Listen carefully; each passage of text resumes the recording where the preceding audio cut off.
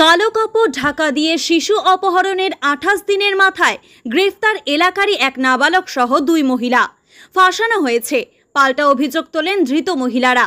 গত জুন মাসের 16 তারিখ দুর্গাপুর থানার তিলক মাঠ থেকে এলাকারই 2 বছরের শিশু কন্যাকে অপহরণ করে নিয়ে যায় এক মহিলা ও এক পুরুষ বলে অভিযোগ উঠেছিল।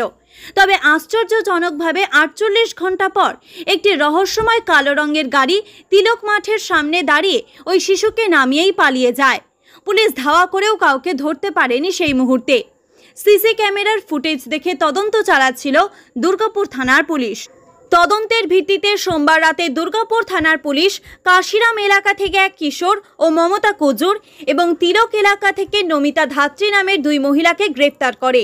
অপহরণের মামলা রুজু করে দুর্গাপুর মহকুমা আদালতে তোলা হলে বিচারক 4 দিনের পুলিশ হেফাজতে নির্দেশ দেন। কিশোরকে ও আসানসোলের জুভেনাইল আদালতে তোলা হয়।